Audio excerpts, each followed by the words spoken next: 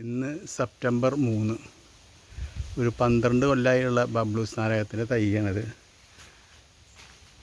ഇതുവരെ ഇതിൻ്റെ മുകളിൽ കായ്ച്ചിട്ടില്ല. അപ്പോൾ ഒരു പരീക്ഷണം എന്നുള്ള രൂപത്തിൽ മോതിരവളയം ഇട്ടിരിക്കുകയാണ്. നമുക്ക് നോക്കാം. അതേപോലെ തന്നെ അത്രയും തന്നെ പഴക്കം, ഏകദേശം 12 വർഷത്തോളം പഴക്കമുള്ള അവക്കോട ഇതുവരെ കായ്ച്ചിട്ടില്ല. അപ്പം അതിനും ഒരു പരീക്ഷണാടിസ്ഥാനത്തിൽ മോതിരവളയം ഇട്ടിരിക്കുകയാണ്. ഉണ്ടാവാനുള്ള കാലമൊക്കെ കഴിഞ്ഞു, ഇതുവരെ ഉണ്ടായിട്ടില്ല. നമുക്കിപ്പോൾ ഇതൊന്ന് പരീക്ഷിച്ച് നോക്കാം. ഇത് ഞാവൽ ഒട്ട് വാങ്ങിച്ച് വെച്ചതാണ്. 3 വർഷമായി. 1 കൊല്ലം കൊണ്ട് കായ്ക്കുന്നൊക്കെ പറഞ്ഞിട്ടാണ് തന്നത്.